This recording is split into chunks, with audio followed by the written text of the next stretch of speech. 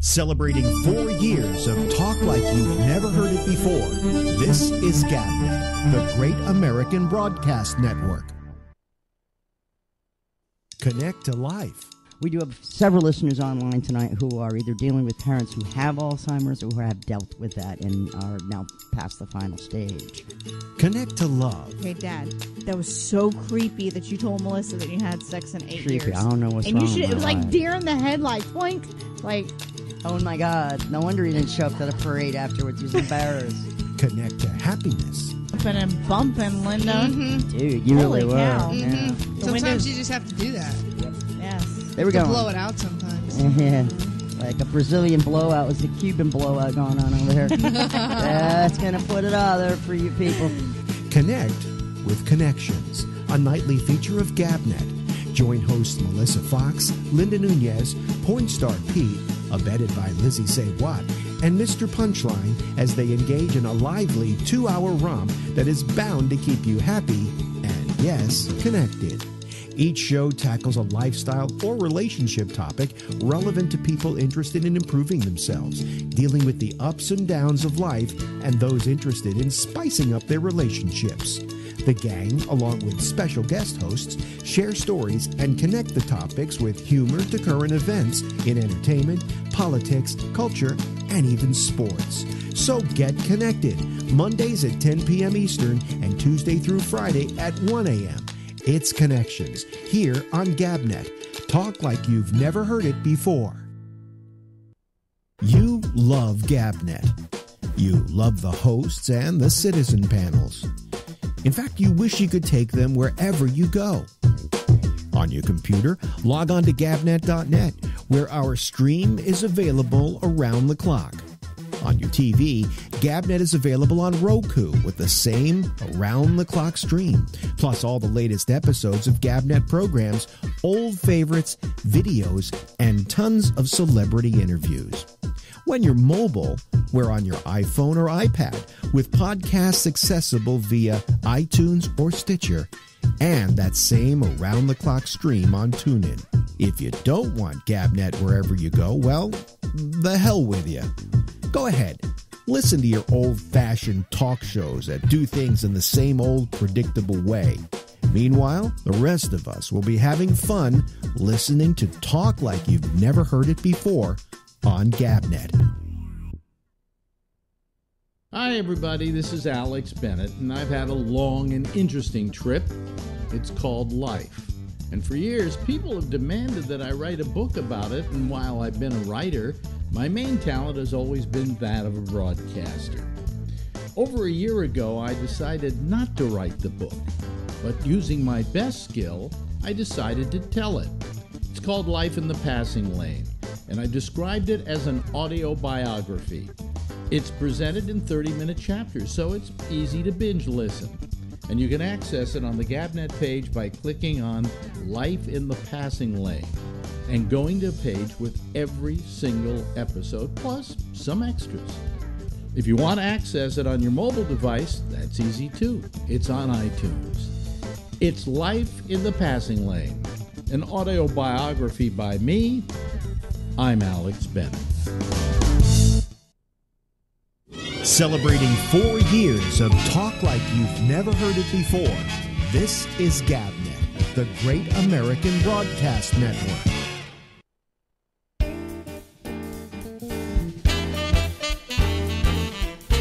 I think I'm going to stop singing this. It's getting boring. And I go. See, I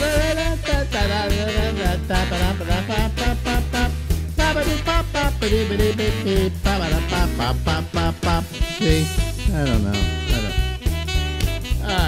I don't know. I'm starting to give up on everything. Yeah. Anyway, good evening, everybody. I'm Alex Bennett, and here as a special guest tonight.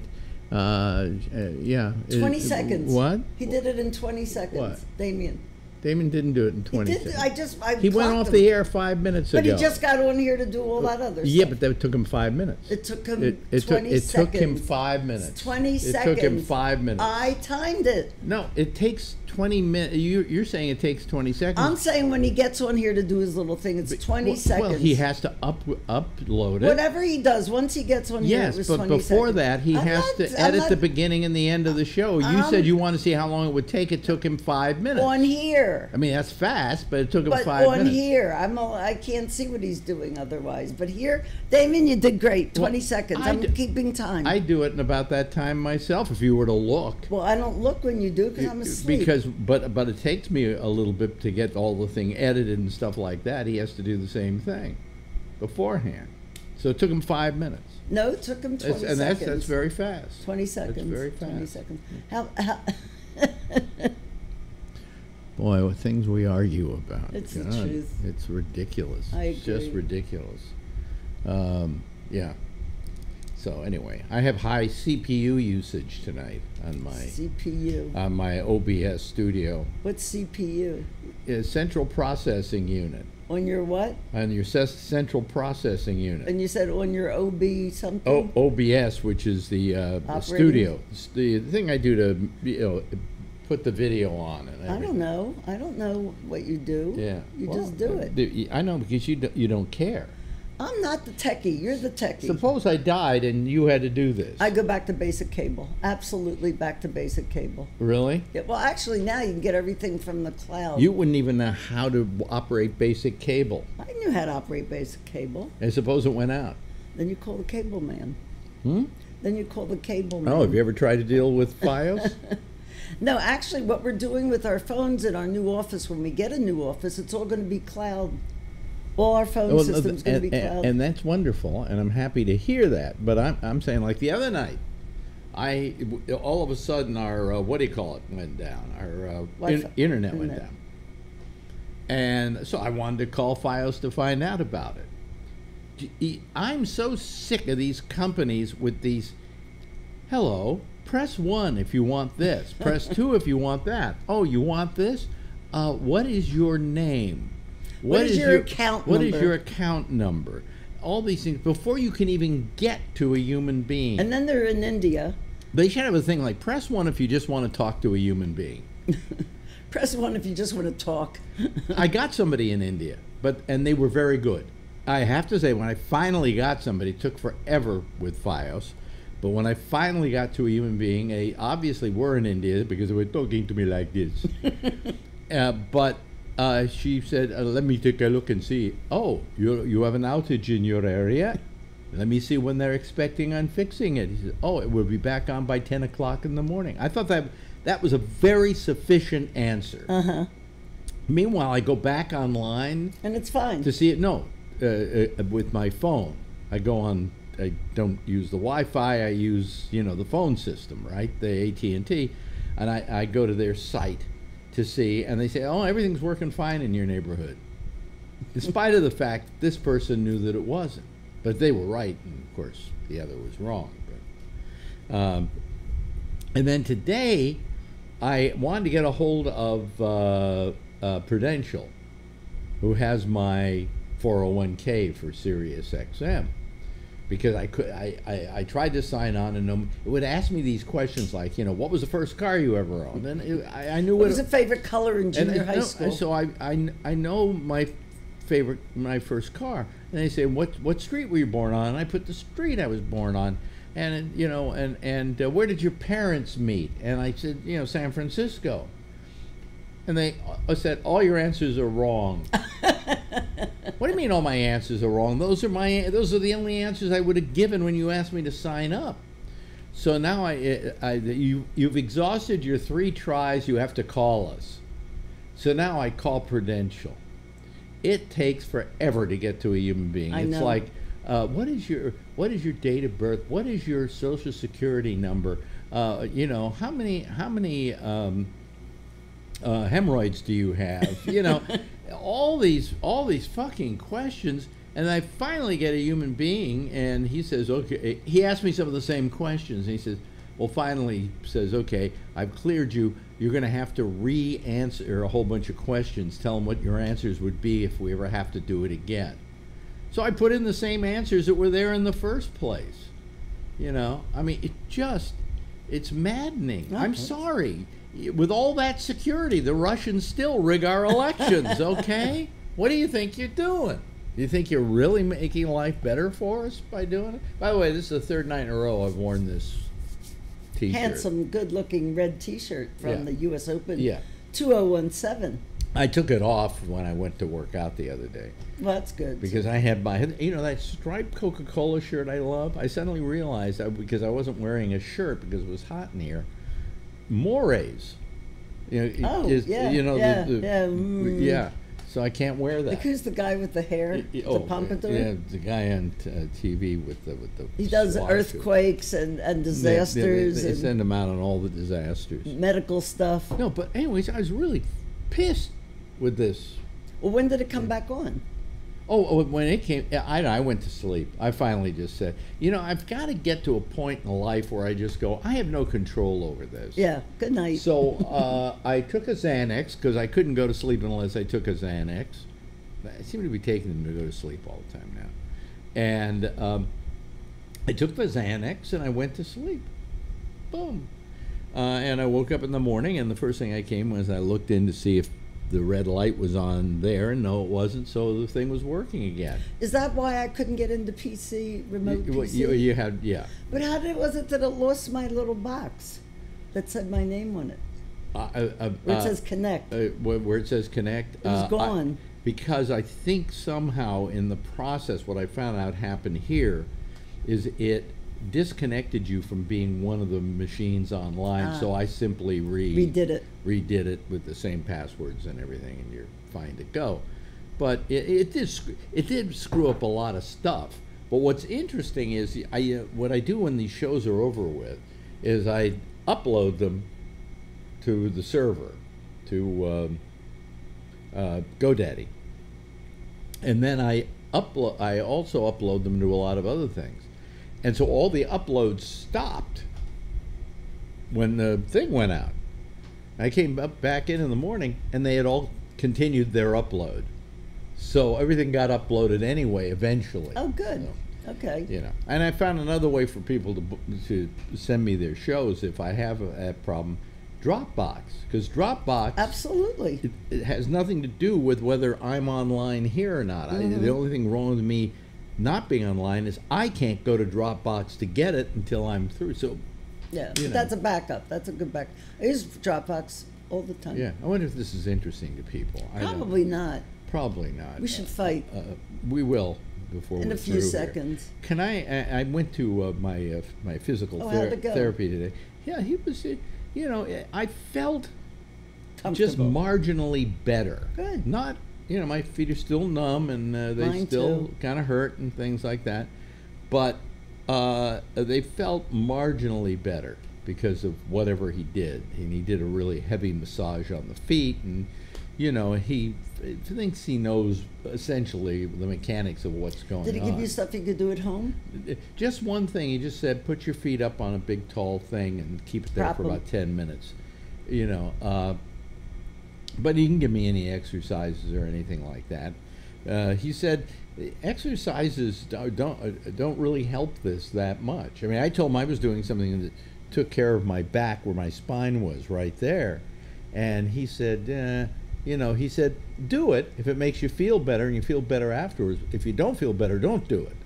I said, I seem to feel better after I do it. And he said, well, do it. And if it it can't hurt for you to do. Yeah, I mean, there's certain stretching things that are just phenomenal. But what he said is that I have a curved spine. So do I. So, I mean, it's a big deal. Yeah, but mine's in the shape of an S.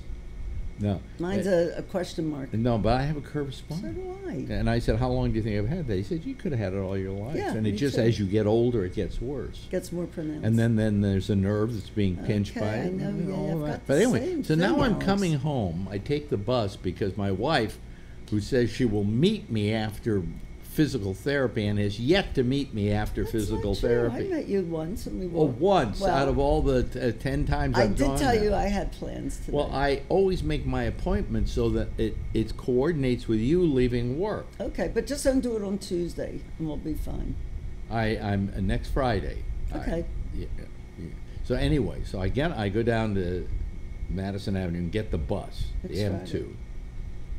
I'm driving home, and this has nothing to do. This is not a racial comment, so don't get this Here we as go. a racial comment. Here we go. There was like one black guy, who was enormous in size, huge, fat, okay, and he was with two kids, two adorable, lovely kids, who he obviously loved very much and was hugging and kissing and playing with on the bus, and it was really wonderful to see. But I'm thinking, doesn't this guy realize that with all that weight he has on him, that He's a health hazard. he's going to die? Yeah, but it doesn't mean that he's black. I mean, there's plenty of white people that are pretty fat too. Well, wait a minute. Then I started looking around the bus. When our bus goes to Harlem, so it does have a lot of black people on it. There were just a plethora of fat black people, and I'm thinking to myself, I don't think I'm a racist. I have. Probably as a white guy, I probably have some element of racism in me just by virtue of being white and not walking in somebody else's shoes. But I love the black people enough that I don't want to see the race wiped out by bad eating habits. Do you know what I'm saying? Yeah. I mean, I literally looked at that guy and I said, he'll be dead by the time he's 50. And I looked at another woman and I said, I'm surprised she isn't dead yet. Well, I've been on the bus and I've seen mothers give their kids Cheetos and all kinds of stuff, and the kids are garbling this stuff up. This is what happens on the bus going to Harlem, the M2 going to Harlem. Maybe there are 50 seats. Only 25 people can fit on the bus. Because some of them are double seats. Some of them are taking up double seats. I mean, triple. I've seen a guy take triple. And I'm just saying this, and I'm saying this to any black listeners. It's not just black, If Alex. you're overweight.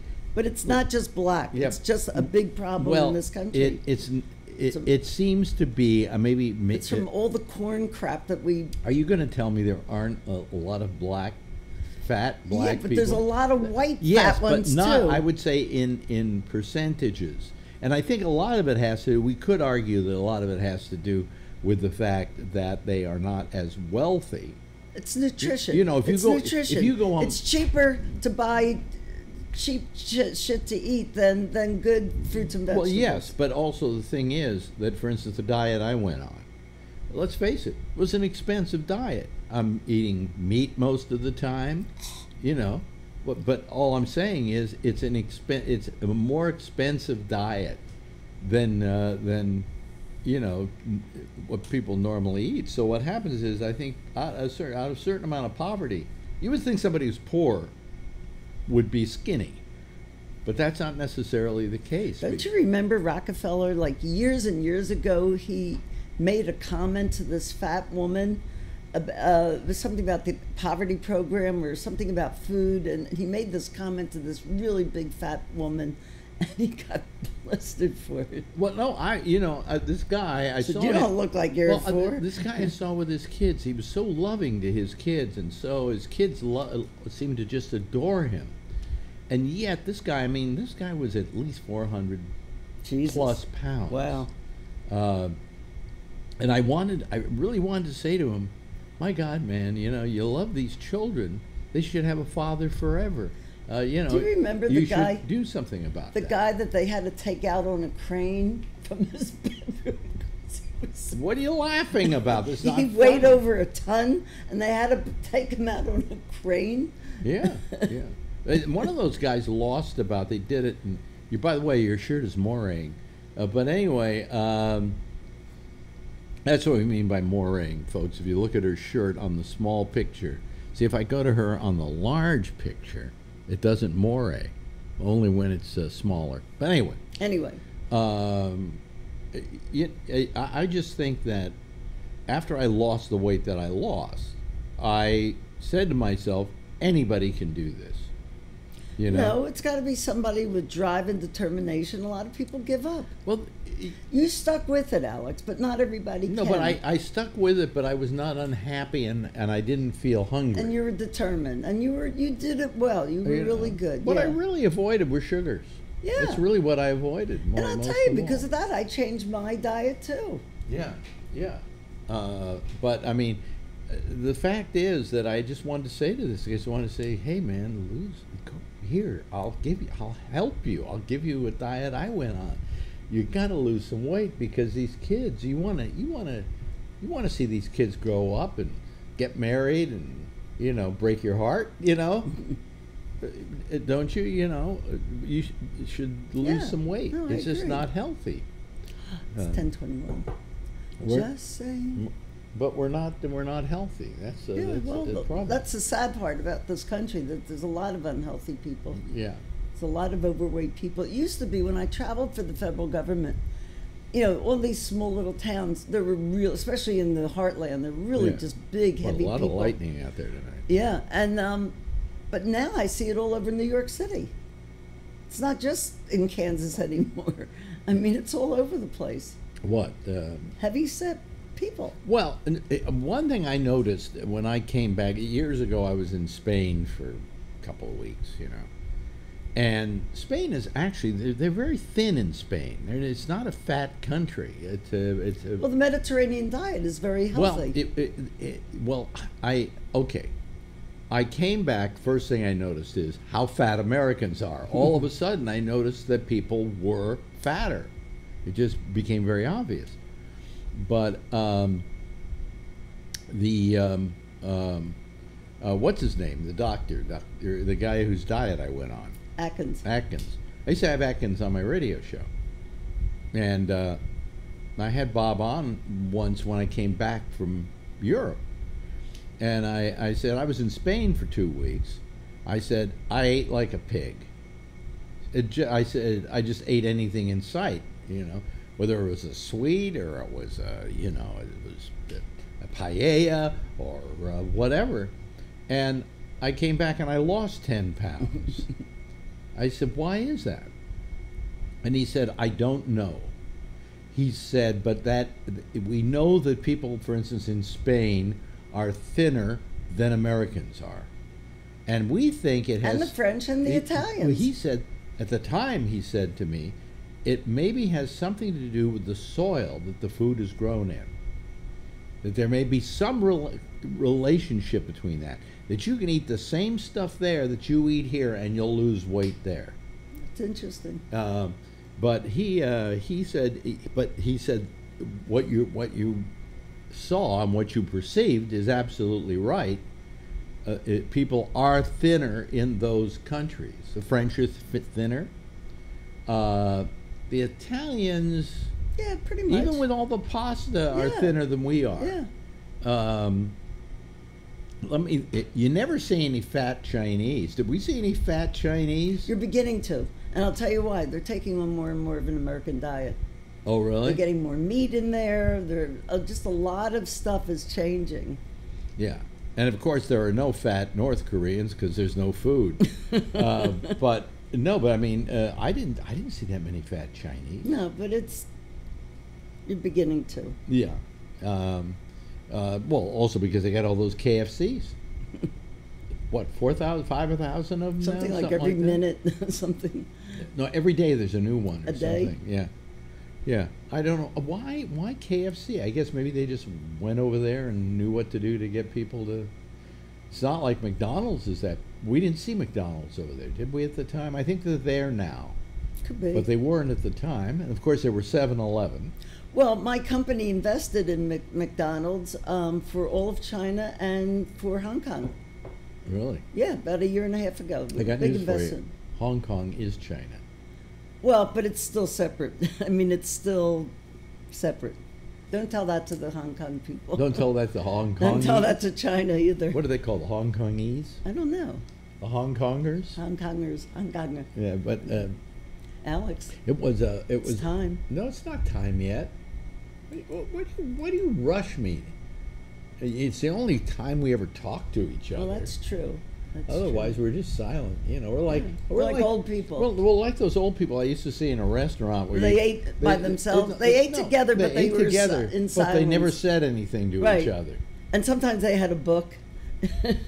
Well, I'll tell you what's terrible now is that everybody, I get on a bus, and everybody It's got their phone. has got their phone in front of them. Even if they're not using it, they're just holding it and looking They at it. say that people are getting neck problems from looking down at a certain angle at their phone. Where's my phone? I guess it's in the other room. It's wherever you left it. I'm feeling As my mother would say, I'm it's feeling wherever I'm you feeling left Ajuden now.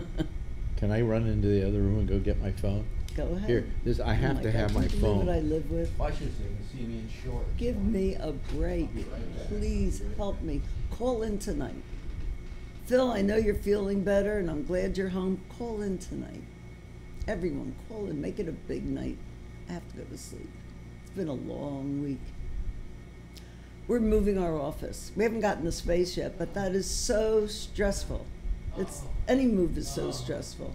Oh, now I feel so. You feel like you belong to society. I feel completed now that I have my phone. Now that you have your No, the phone. other reason I want to get my phone is that sometimes, like, Jack has a problem, you know, after a show, doing something or posting it or whatever, and then the phone rings, and if it's in the other room, You don't hear it. so I like to have it in here. Of course. Just so you don't get woken up, Well, that's true too. you know. And now and after we're through here, she's going to go to sleep. And why? So she can get up at what time? I'm not telling 5 o'clock? No. At 5 o'clock No, on the I'm weekends? telling you. So she can then go down and work out. Now, she has a gym that costs her $2,300 a year. Am I right? What do you mean? She's giving me the yeah, no, right? you. Don't discuss money, Alex. You should know that. It costs So $2,300 low a year. class. My gym, $15. $15 a month. You get what you pay for. It's $180 a year. Well, you get what you pay for. You have to bring your own towel. Yeah, if I want towels, to bring it's- his own lock. If I want towels, it's another $10 a month.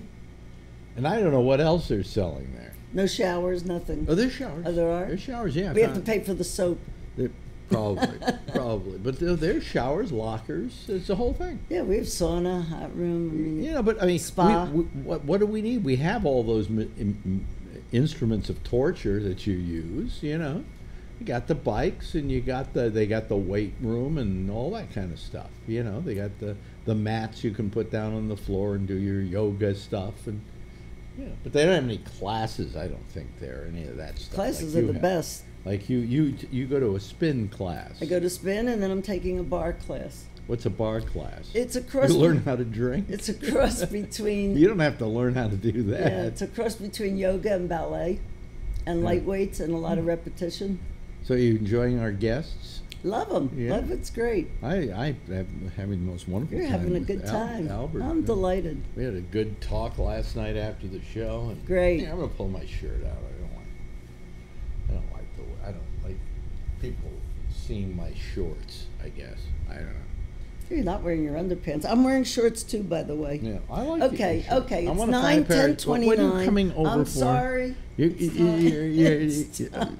We have to It's do that. time. Okay. Come on over. Come on over. Come Roll on me over. over. in No, the I will corner. open- Roll me over, lay me down, and Huh? do it again. What? It was this drinking song. Let me just clear some of this gazorchness up here, so people, when they call, it won't be a mess here. We probably should be hearing from Phil. I told him to call in. You told him to call in. How have you been talking to him? When you went to get your telephone, I made some comments. Oh, well, yeah, but you didn't talk to him. No. No. But Not now. he's This thing, listening. you know something? They say they're not going to kill Skype Classic, but they keep asking me, do I want to go to the new Of course. Classic? And once you over. install, you'll never be able to go back to the old one. Oh, I bet. no, I have both installed on this machine. I would get rid of the new one. No, they keep giving me a bad time. So anyway, let me just do a few things here. The lines are open, by the way, Yeah, folks. call in, Call in so I don't have to talk to my wife. please. There we go. Now we're ready to go. See if anybody wants to call, which I sincerely doubt.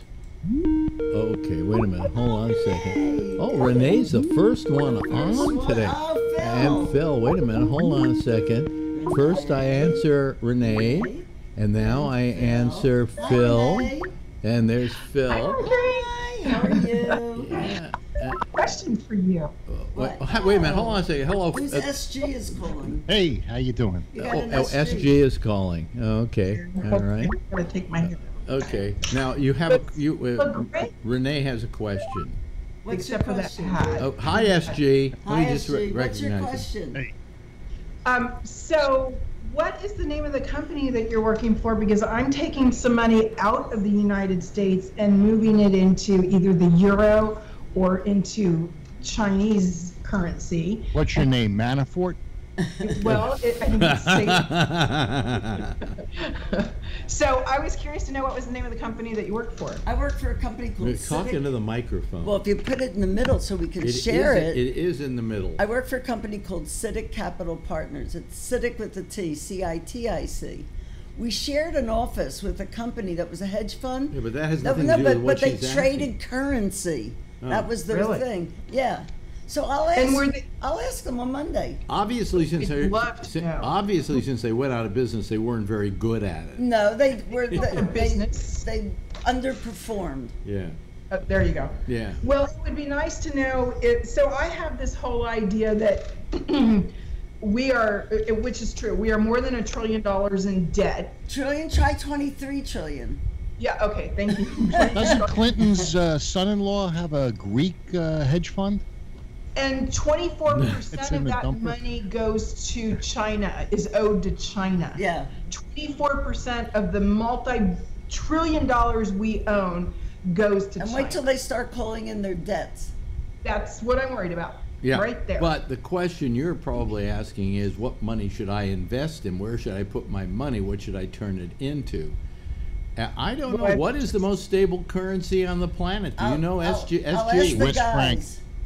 SG? What? The dollar? The dollar. Are you out of your fucking mind? The dollar's pretty strong, but I think the Swiss franc might be pretty stable. But the Yeah. Swiss franc only has X amount of the pie. And the other issue is that nobody's paying attention to is that IMF is about to meet in October. And the IMF are the people who actually have decided who attaches money to the entire world. So right now, the United States is solidly attached as the world currency. When the IMF meets in October, they're going to take a vote and want to see if we're all going to go the same way. And It may go to RMB. The euro is not has a chance of not being very stable in a short period yeah, of time. I agree with that. Yeah, So China was the one that I was looking at. China, the Margaret- problem is that they don't tie their money. The whole problem with China is that they revalue their currency the way they want, and they keep it abnormally low. That's what Trump is all upset about. Is that it's not that's a tied to Marjorie, go there. please. Well, No. So is that Marjorie? Help me out a little bit here. You know that you know a little more than I do, or a lot more Not than I do. really. Sorry. Not really, but I'll ask because that's what they invest in. They trade currency. Yeah, it would be nice to know because you need to. Right now we have too much debt owing to too many different countries, and those countries have a lot of ties to Russia. Actually, just ask your people, what is the best currency To trade, to to invest. to put your money into? No, And well, you know. have to say to remove it out of the United States currency and move it over into another currency. Right. Yeah. So because you can buy parts of a company, or you can buy a mutual fund or something like that. But in this particular case, we're talking about real currency. SG is getting apoplectic. What do you? I don't care. What have SG you? knows What have you shit got about your? the IMF. What have you got your see no evil look for? Go ahead. Let her rip. Because I'm wearing my Van Halen T-shirt. That'll do it. Oh, okay. Yeah. Almost as bad Anyway, as that damn you know, internet. you can talk about currency all you want and say I don't know anything, but and you know all the thing about IMF, so you're very smart. But the thing of it is that the currencies change over time. You can have the dollar is strong now. You can say, okay, well, the Swiss franc is stronger, but over time, it's an over time thing. Well, see, we've had this entire conversation with Alex before, and one of the reasons the United States has the U.S. dollar attached as the world currency was exactly what Alex was talking about, and that was within World War II, because all of the bulk of the manufacturing was gotten the bejeebers blown out of it in Europe.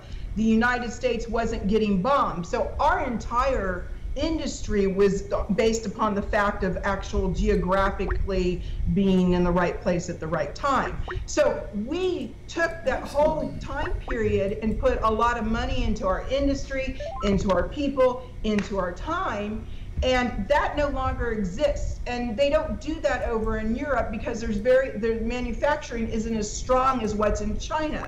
So if you were trying to strike a balance between manufacturing and that's not what you do with money. Okay, well, wait a minute. Hold on a second. I thought China's economy was everybody. Hold on. 400,000 manufacturing jobs come back to the U.S.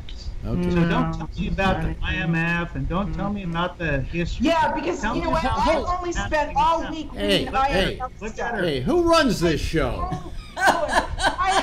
Who runs this fucking show? I only know how many countries are in the IMF. I know how many countries are going to vote Russians.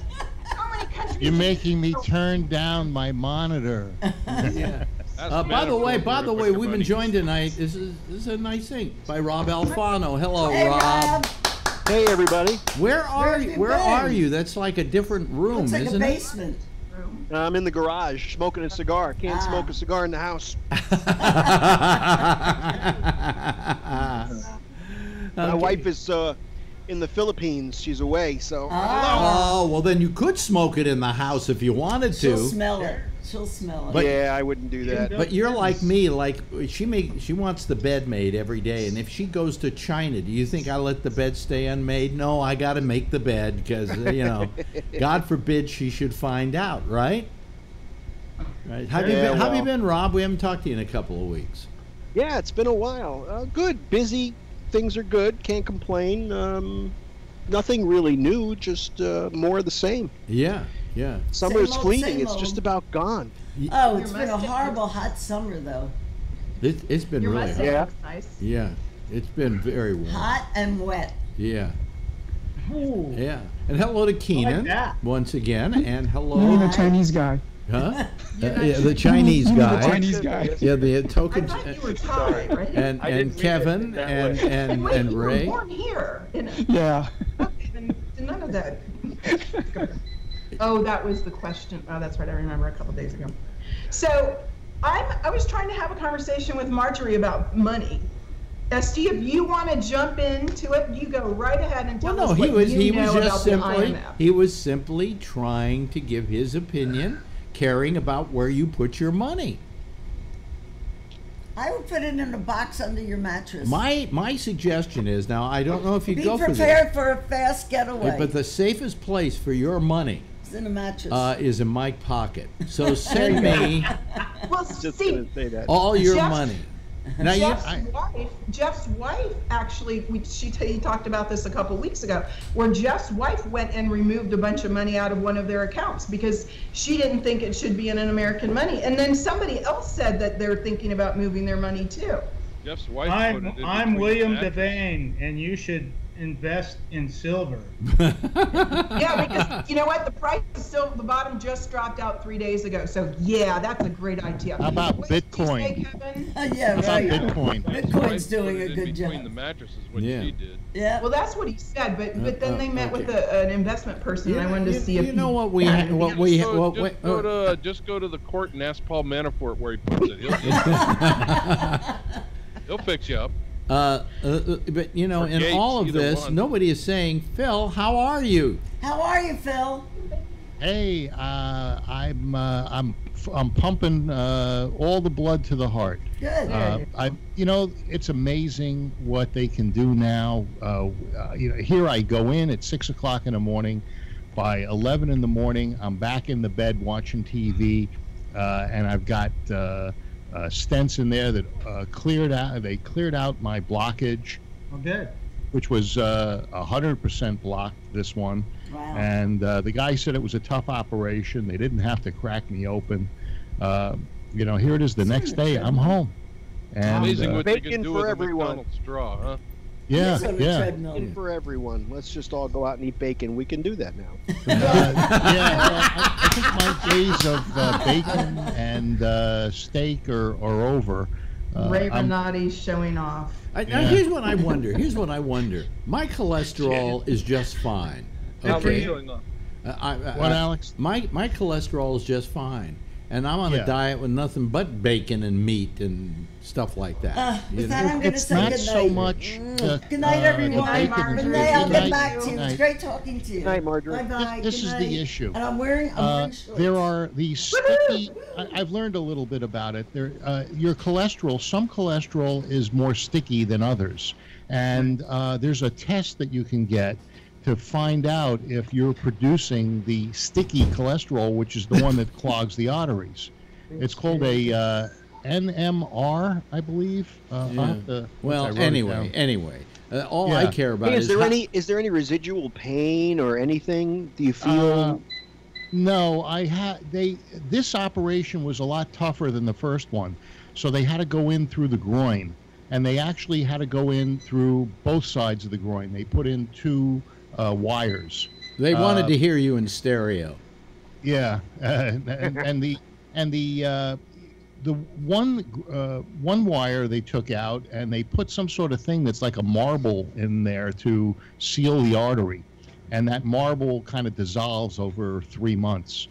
And then the other one, they leave the tube in for a few hours. So when they wheeled me back to the room, 4 or 5 hours later, they take this tube out, and it's about 7 inches long plastic tube, looked just like a McDonald's straw. And but that's a guide tube. That one I'm a little bruised up and a little black and blue, but I guess that's the way it is. But now how It's do as you? wide as a McDonald's straw? Yeah. Holy crap! How do they get that in you? Well, that's they- the guide one, right? Because they have well, to have they're the both. piece- Well, They were they both won't be guided. able to in next year because they're going to do away with They'll those have to use straws. paper. Yeah, no more straws. Paper straw.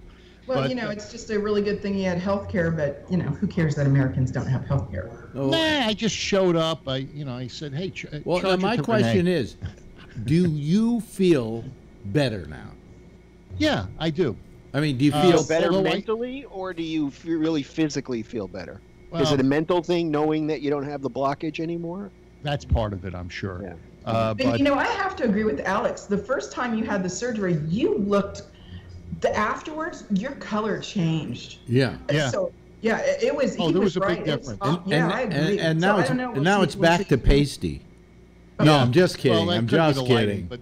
But the thing is, the first time that I had the first stint about 3-4 weeks ago, that one made a big difference in my circulation. The other one, I had the collateral arteries that had grown around over time, had grown around the blockage, and that's why my heart didn't die and I didn't have a heart attack, because I had these collateral arteries. But that one was 100% blocked. So it was getting blood. It just wasn't getting as much as it is now. But are they? And, But they're saying now their prognosis for you is you're going to live, right? as long as I don't, fuck it up.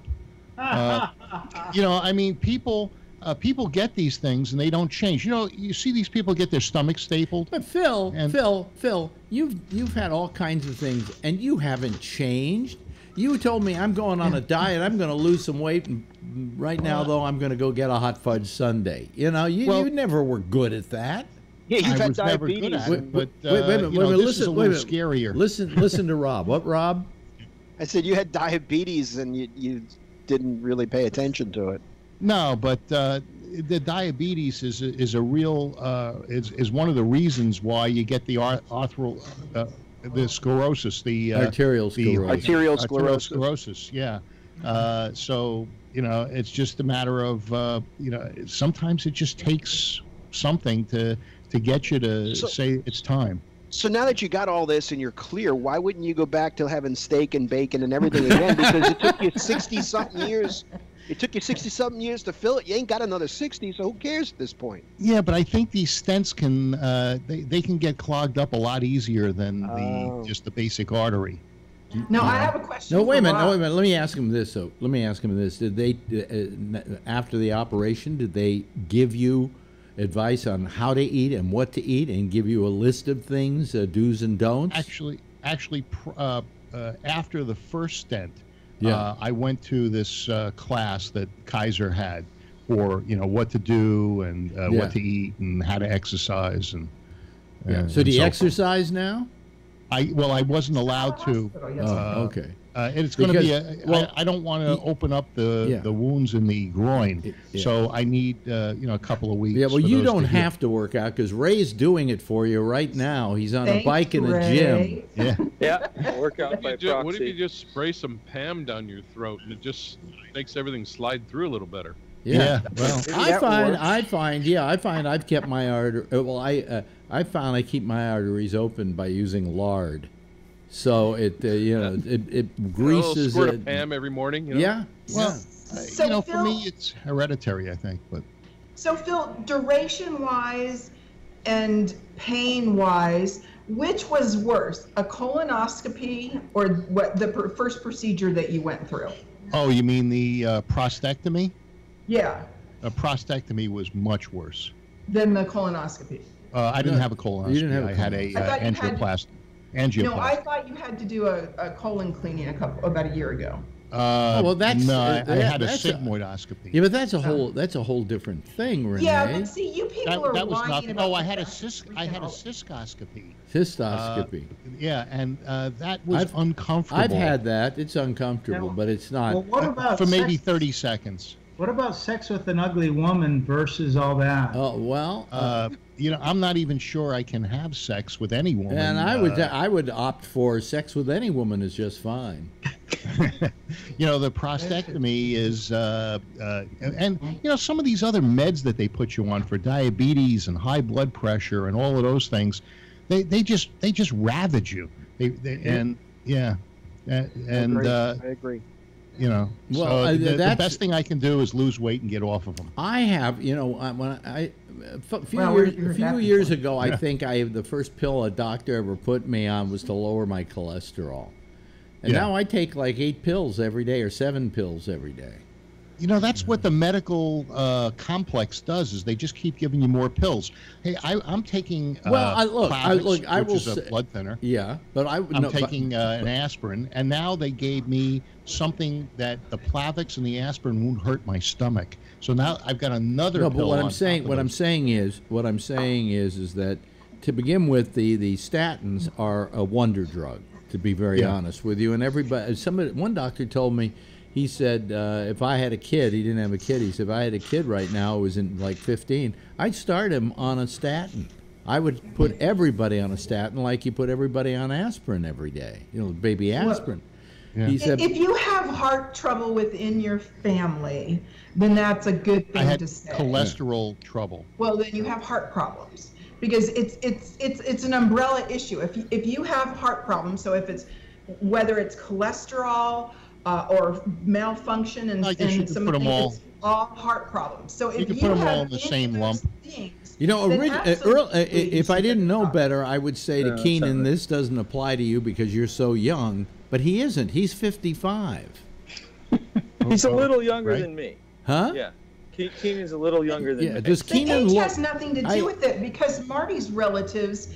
So Marty's sister married a guy, and those people both had bad cholesterol, and their kids at age 11 were testing high for LDL. Now, and HDL. your husband, Renee, 11. had a heart attack, right? Yep. Did they do an autopsy? Did they figure out what happened? Yeah, it was a heart attack. Yeah, No, but they didn't figure out which valve broke down or any of those things. They don't do that when you're dead. Did he have any signs? No, my brother had that too. He died from heart attack, and he didn't take his statins. My sister-in-law told me. Did he? And I'm taking Was your mine. Renee? I don't care what anybody says. They're not bad unless you're. No, they're not. Renee one in a million people have problems. My life insurance guy told me it doesn't even count against you when you list that you take statins. Really? Mine has brought my cholesterol to normal, and it was high. Yeah, it's all. Wait a minute. Let me ask. Inherited. Let me ask Renee this. So, Marty, did he take statins? He had high blood pressure. So, So that didn't trigger it in the doctor's head. Instead of saying, I have an entire family history of really bad heart problems, the doctor just said, wow, you have high blood pressure, here's your high blood pressure medicine. He didn't say, wow, you have an entire fucking history of bad heart problems, you need to go immediately to the cardiologist, and whatever I say is worthless. Basically, you can get a stress test. Basically, the doctor was a piece of shit. No. Yeah. You No, have to because demand. if you don't have heart problems in your family, they are not going to immediately say that everybody in your family needs to be on cholesterol drugs, okay, or has heart disease. If you have heart disease in your family, then absolutely, when somebody says I have high blood pressure, they go to the cardiologist. You have high cholesterol, you skip the MD and go directly to the cardiologist. Matter of fact, if you have heart disease in your family, you shouldn't be seeing your MD. You need to go to your cardiologist once a year when you go to your MD. Alex skips the chiropractor and goes straight to the cardiologist. Well, my general practitioner is a cardiologist as well. Oh, really? Yeah. Wow. I'm sure that paid off for him. Well, no, he watches out for me. You know, he's the one that found out that I have a aortic stenosis, mild aortic stenosis, nothing dangerous or whatever. It usually happens with old age, but every couple of years he does the sonogram on me and looks to see if it's grown at all. And he said, the last time, at the rate that it's growing, you're going to be like 150 years old before it'll even be a problem. You know, but he's looking out for me. And one time I went into him with a set of symptoms. He sent me right over to Mount Sinai for that nuclear stress test because he wanted to make sure. So, you know, it's nice to have a cardiologist as my primary physician.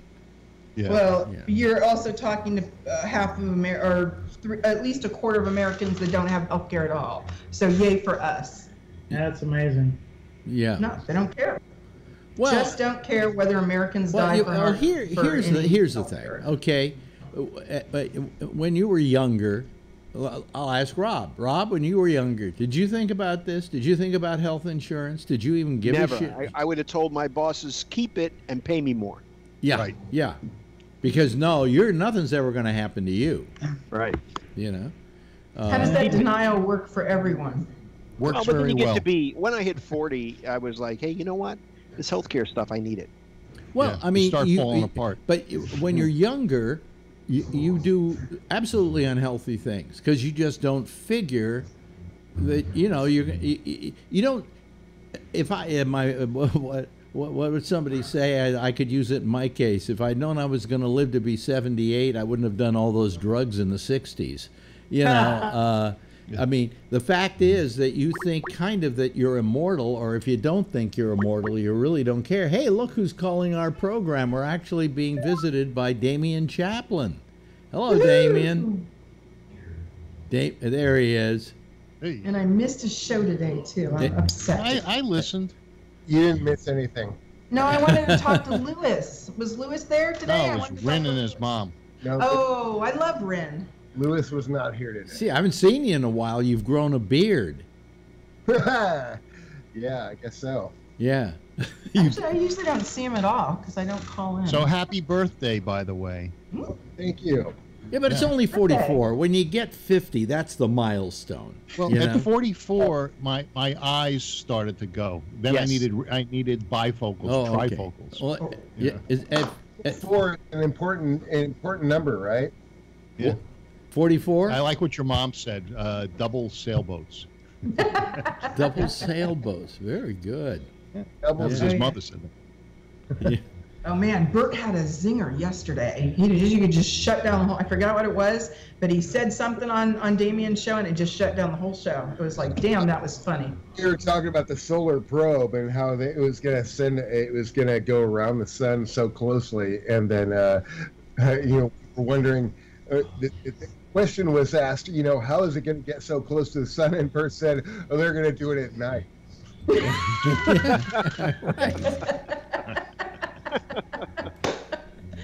It killed us. It was hilarious. Yeah, it was wonderful. Similar to the joke of one guy says to another, "Let's steal the Eiffel Tower," and he said, "Yeah, but how are we going to get away with it?" He says, "We'll paint it a different color." Yeah, same kind of joke. So we haven't seen you in a long time, Damien. It's nice to see you. Yeah, well, I thought I'd give you a call and get you guys to stop talking about medical issues. Thank you, God. You'd save us from the old people rant. All those liberals just want to rip my heart out. Now it's healthier. Well, we're just trying to give you health care. We're trying to give everybody in the United States health care. I don't need you to give me health care. I got a job. I work for it. So we're just trying to convince you that you actually are a bleeding heart liberal. No, I have a. But the point is, here's what I don't get, Phil. Here's what I don't get. Your life has been saved. I think. If you hadn't had that operation, you probably would be dead, right? Yeah. And it was as a result of socialized medicine. No, I pay for this. It's not paid by the government. You may pay for it, but Kaiser was in America the first socialized medicine organization. No, it was a guy who didn't want to have to pay an insurance company, so he did it himself. He figured I got enough people here. No, then he invited he invited everybody else in, because when I was a kid, I was a Kaiser kid because my father was a musicians union, and the musicians union got to use Kaiser. As long as you were a member of a union, you could use Kaiser. So what happened when all of the shipyards started closing down after World War II? Those people dispersed, and they needed to have more members to replace the ones that weren't there. So therefore, Kaiser continued. It was a good program, and it continued just like any other program. And by the way, Damien, Damien, and just roll it into Medicare for everyone in the United By the way, well, because I pay for my coverage. Medicare for everybody is just a handout, it's. Let's not go through this again. Well, actually, the reality is that Medicaid, I mean, Medicaid or Medicare for all will be paid for by everyone, and your monthly cost will actually go down because you're not paying for just your own personal care. You're paying for everyone's care, and your taxes will. That's voodoo economics. Voodoo economics. What we need to do is limit the doctor's ability to make make What? Well, no, I don't agree with a lot of doctors. That I don't agree with. That's just I need a fucking That's socialism. We limit the doctors. Yale Medical School. Yale Medical School. Hold on a second, Phil. Somebody else is talking. All right. Yeah, go ahead, SG. We limit the doctor's ability to make money. That's SG, socialism. would you like to be told that you have a cap on how much you can earn? I don't think that's no. right. I don't think. Listen, in all deference to what you just said, Rob, that is not uncommon in other countries. I mean, but I don't think that's what America's all about. So that's right. I don't think that's what America's all about. This is a land of opportunity, and if you can earn $1, then you should earn $1. I'm not for capping people's abilities to earn. My question is, in a way, the problem we have is that this is a matter of life and death. This isn't your normal average, hey, I want to open up a muffler shop kind of situation. You know, it's not that kind of business. This is a business. There are ways to fix what's wrong with our medical system without limiting people's income. Get rid of McDonald's. Well, how much though? But so I just saw an article just this week that said perhaps we should be capping people's actual personal income. I mean, people being millionaires is totally fine, but do we really need billionaires? Shouldn't some of that money be funneled into the infrastructure that allowed those billionaires to exist in the first place? Aren't most of those billionaires doing that? Like Gates? No, they're saying that we should not actually have any billionaires at all. That Elon Musk should not exist. We shouldn't have any white people either. Well, you know, I mean, the article was I think I know what you. Let me see if I can. It was not an actual. You know, let's do this. There's no way that we could actually do that. But you know, I do wonder. Wouldn't we be better if we had some sort of cap, and after anything above that cap, everything else has to be funneled back into this? No. It takes all the incentive out of being creative. Absolutely, I agree with you, Phil. On that, I completely agree. I just don't think but you know what? Social Security would work if you didn't cap Social Security. If you earn billions, you keep paying Social Security. Why should there be a cap on it? Right. There shouldn't be a cap on taxes. If you earn billions of dollars, you're paying a lot of money in taxes. Except that they're not actually paying. Well, that's the part of the problem. They're the ones that the people that are making $100,000 and above are the ones that are paying all the taxes.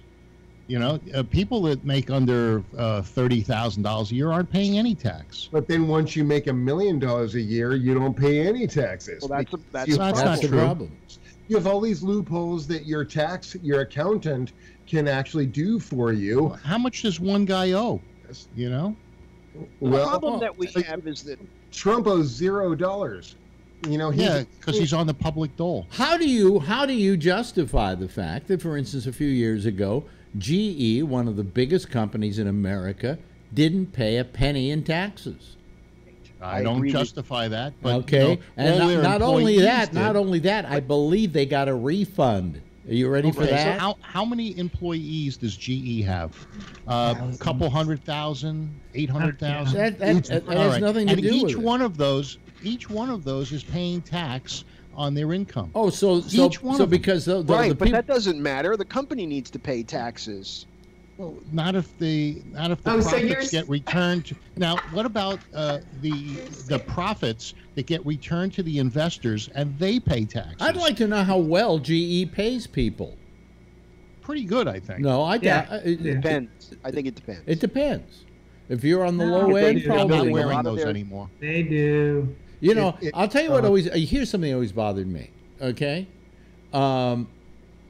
It was when I was at Sirius, there was somebody who used to clean the bathrooms, right?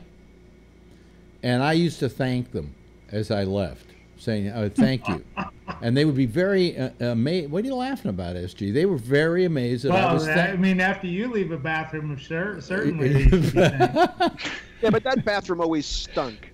It was always that was a terrible bathroom. But I used to thank the guy, and one of the reasons I did it is I knew that the guy who was the lowest paid anywhere in the building was the guy who was cleaning up shit.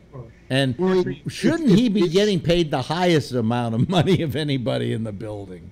Yeah, if this were anybody can clean shit. Let Damien talk here. What? I was just going to say, you know, if this were next Friday and Jason were here with us, we could ask them how much does the employee at AT&T actually make, and I, guarantee you that the salary that AT&T employees make has a wide disparity. If I'm not mistaken, AT&T was striking, weren't they? At one point, yes. Yeah, in the last year or so. Who just called us on the phone? Is that 10? Oh, I hit the wrong show. I thought Jack Bishop was still on. Well, Johnny Carson. You thought he was still on? Jack comes on after us. Just to let you know. Oh, we've got 10 now. Okay. Yeah. Anyway, So, yes. Wait a minute. just- Rob has his hand up. Rob has his hand up. Yes, Rob. To me, I think the biggest problem is not about people's Thank you, incomes Dana. and capping people's incomes. To me, the biggest problem is the people with money put money into our system in Congress with lobbyists, and then they set laws that benefit all these people, so they get all these tax breaks, and they don't pay their fair share, and the corporations don't pay their fair share. If everybody paid their fair share, there'd be plenty of money in the coffers. Absolutely. Yeah, but now we're at Steve. What's his name? Steve Forbes with the flat tax. Everybody gives to the whole what they can, and they get from the whole. How did that work in Venezuela? Hey, General Electric, guys with like marketing officers and so forth have an average salary of $292,000. How long have they been with the company? It doesn't say, and the a receptionist makes the least with an annual average salary of $28,000. Well, I think Alex, don't you think I she should make believe a little really- bit more than that? Shouldn't she make a little bit more than that, especially since when you're talking about the GE receptionist, she probably it's the has to live in New York? Average. Some make more, some I make think. less. Well, I think they're in Fairfield County, Connecticut. Are they? Like for 5 years, and I hire people from GE, so I know. So, Alex, just to let you know that the at the mailroom at Netscape, when they finally went public, the mailroom people at Netscape were worth millions. Just the same amount as the salesperson at Netscape. The same amount. So all of these people. So when you go to one of these people and you assume there was that they're not making shit. No, there was a good reason for that because they had. Well, it's serious. Well, Stop. no, because they had 401ks and everything. They had investments in Netscape. But what happened to Netscape? And did they ever see that money? I think it was in between. It's all on paper. It was all on paper. And in fact, a lot of those people in California, I think you know this, Damien, there are laws about you can make money on paper and you still have to pay taxes on it, even if it goes under. So there were people who were dead broke, who were dead broke. And I can tell you that in California, we want you to pay taxes on everything. Yep. Honestly, I want you to pay taxes on everything. I want to pay taxes on everything as long as our roads are fixed and But they don't fix them.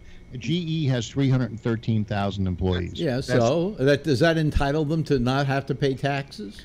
When you take 313,000 people and the taxes they pay, I think they're generating and making a lot of taxes. I don't think that that's an excuse for some company not to pay taxes just because they employ people. They need to employ that many people in order to operate. If you have write-offs, like the salaries and all of those things. You seem to agree with me on that. And then you pay out a dividend, there's nothing left to pay taxes. Oh, I see. And so I'm supposed to feel sorry for GE because they're so poor? No, there's 313,000 families that are eating because of GE. But all I'm saying, there are 313,000 families who have jobs, but there are 313,000 people that are needed in order for GE to operate. Yeah, but if GE wasn't there, they wouldn't be working for them. You're putting the cart before the horse. There'd be another company if GE wasn't there. Yeah, exactly. Yep. Maybe. Yes, Damien has his hand up. I just want to say that Rob Alfano gets the prize tonight for being the classiest one of us all. Sitting in front of the Mustang with a cigar. Yeah. Well, I mean, come on. With a cigar, he looks like Mr. Big Bucks, for crying out loud. Actually, Daddy Warbucks. Blowing it out and then making a comment. Hey, he's got his Corvette behind him. You ever see those guys that are standing on their yacht with all of their Ferraris in front of them, telling that you can buy these books and you can make money just like me? Well, there's Rob. I thought you bought a convertible Mustang for something. I sold it. I sold it a long time ago. I've had this for 3 years. Oh, that's your car in back of you. Yeah. Yeah. That's a Corvette we always heard about. Yes, Damien. Put some pegboard behind you. That'll make sheetrock. Sheetrock. That's He needs sheetrock. to paint his garage. Well, you know that Rob he got a new house and a big ass house. Well, it is. he got a new house a year ago. He just hasn't done the garage yet. Ah, yeah. The last thing I'm worried about doing is painting the garage. I got enough inside the house.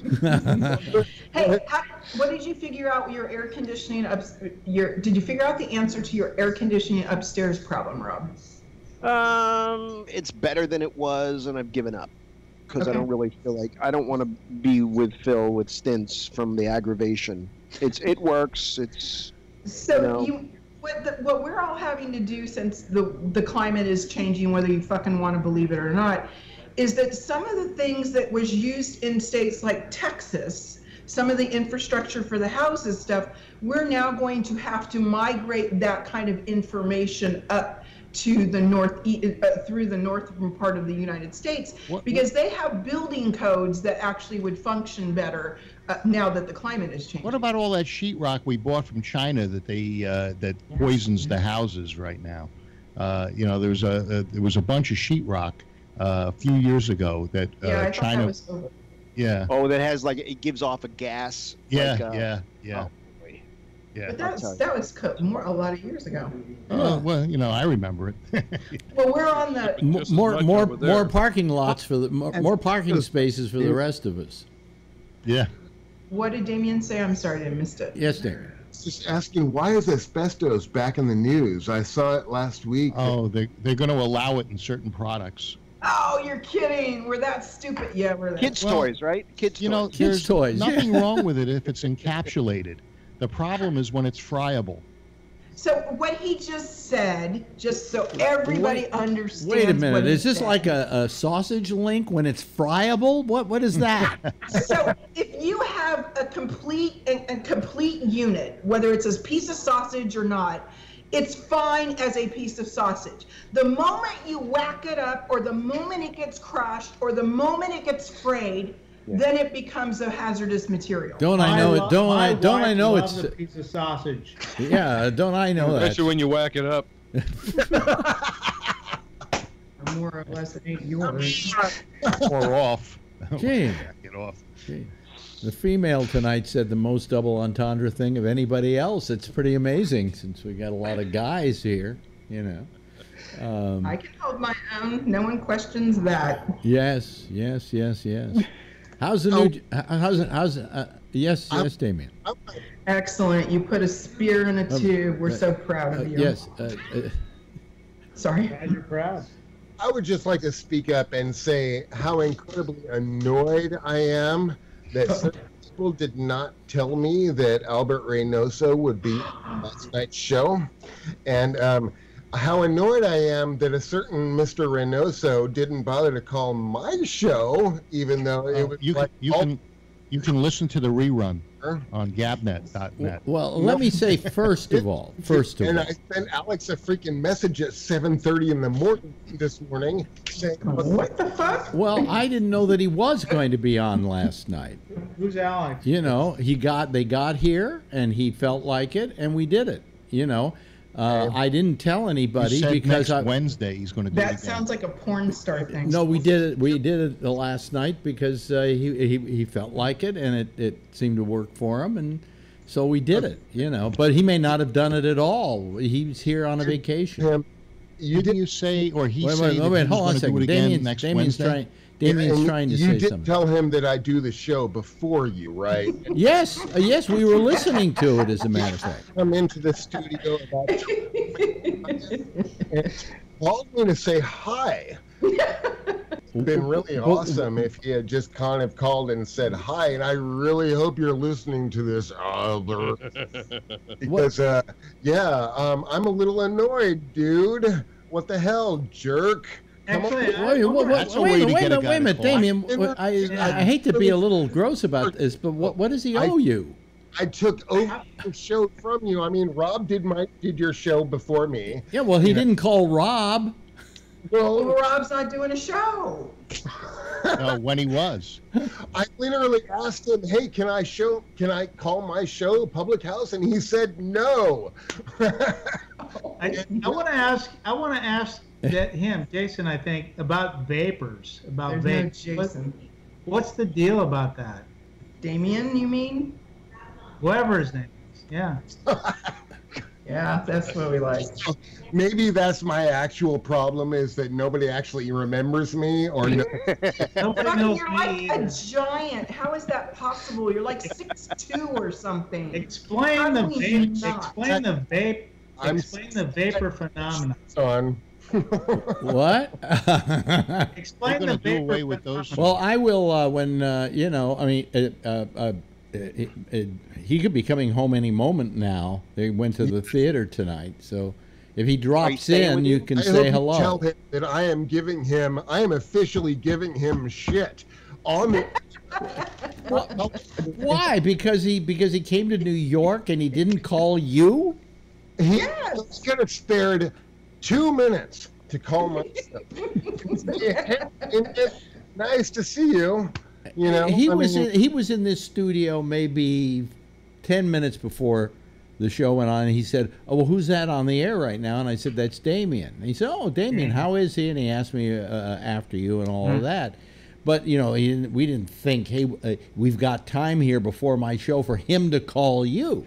Oh, and then he's asking, "Where's Rin?" And it's show co-host. I mean, she's on the show almost every single time, and you're like, "Oh, she calls his." Never calls. Yeah, I heard it. I'm like, what? He's like, you know, it's been 4 years or close to it, and Albert's never called Alex's show either. Once. That's Albert. Albert is Albert, and there's nothing really I can do about it, or Alex can do about it. But yeah, I'm pretty annoyed about that. Can't wait to see this show. I don't think you have to be annoyed about it. Come on. Because she's got a space alien. What is that? I really enjoyed a Mylar balloon. What did you say, Rob? I said I really enjoyed Albert's show. He had it was a great program. It really was. I keep trying to convince him to do another show here, at least maybe once a week, and he just doesn't want to. No, What did you say, Damien? I'm right now that if Albert wants to come back and take over the exchange, I will step aside immediately. No. Don't tell me you've had enough. No, I would never see that happen. I would put him somewhere where. Yeah, there's plenty of room in the clock. For sure. I do have 24 hours of fucking day here. But no Bert, no Ren, no Mom, no you. No, we can't do that. I like that show. Yeah, no, I do too. I guess I've created my own thing, but seriously, I miss his shows. I would miss not hearing about Star Trek every night. Yeah. And the new thing, Friday's the new time, so we were going to say new things that we're interested in, and I forgot to call. It is the Friday Exchange, and I didn't have Lewis on, so it wasn't a real Friday Exchange. So yeah, so what happens is Damien has started this new thing on Fridays where you get to kind of call in and say what you're doing that's new and interesting. So are you watching a new show? Are you listening to a new podcast? You know, what have you done in your routine? What have you added? Let's experiment. I thought the exchange meant that I show you a camera and you got somebody else who wants to trade me something for it. You know? Oh, they mean like I got a picnic table and some yeah. Oh, okay. Radio. Yeah, I wanted to do a swap shop at Sirius XM once a week. I used to host one on Long Island. Yeah, well, I could actually 12:30 every afternoon for an hour. actually I got 4 chickens. Wait a minute, hold on a second. Yep. Damien, for some reason, he gets when you talk, his sound gets muted, and so let him talk. What were you going to say, Damien? If I turn that down. Yeah. Okay. Oh wait, no, then I can't hear you. Yeah. You got to turn your auto thing off. You got the auto thing set? The auto? No, of course not, because it's Auto all mic for my own show. You know, so there's no automatic adjustment. Well, It's weird. Well, no, there is sometimes on the Skype. audio coming through Skype to us. Yeah, there's an. And so if you go up to unclick it. what do you go up to tools, go down to audio, and take it off of automatic. Yeah. You'll be probably better. I don't have an automatic, so let me see if I can. It's way. Really Sometimes it just goes there. You know. Yeah. No, actually, my computer rebooted 2 days ago and readjust all of my settings. You know, that's what I hate about Windows. Mine rebooted a couple of days ago too, and then I come back and there's no audio going out through my OBS here, which is the video component. And the reason is that somehow they just did a little adjustment, and I had to go back and turn it back on. My studio is broken. It doesn't work anymore. What? Yeah, I can't get it. When I did that promo for you, Alex, that night that I cut that audio, I turned on my board, and all I heard was shh. Check your pots. Make sure they're clean. I did. I had all the pots down, and it was still doing that. My headphones actually give me static until I actually play something. I bought a new board because my old board, one channel was doing that, and then all of a sudden, after the new board came, the other board started working okay. Yeah, but it's an intermittent problem. So anyway, I'm sending it to Alex. Yeah, when? Well, it's in the box. I Get can't rid lift of it. more than 10 pounds yet. It weighs 25. Oh, I see. Okay. But Doctor's orders. shortly. Yeah. But Send it as media mail. Yeah, I am going to send it media mail. This thing's going to cost a fortune to ship. They're not gonna. I once shipped him some foam, and it cost more than the foam to ship it. Yeah, I can't remember. That was it's for me to use in here. Yeah, you didn't want. But it was like 5 pieces of foam, and you see the walls here. You don't need that many. Phil, you know what's cheaper than sending shit to Alex? What? Sending it to me. I already promised. He can send it to somebody else. In fact, he'll go pick it up. $1. Yeah, exactly. I'll go come get it from you. In fact, promise is a promise, though. Creek every quarter for a meeting. Promise is a promise. By the way, we need to get some more tapes to me. We haven't done that. I know. I've got them all. I do 3 lock checks a day, so I actually look at your unit, both units, 3 times a day, and I'm like, oh yeah, I need to send tapes to Alex 3 times a day. Here was the story. I went to his. He runs a storage facility, and he was so nice. He really did the nicest thing in the world anybody's done for me. Including blowjobs from women that I've known. I stored all your shit when you were in Sausalito. Yeah, and you weren't nice.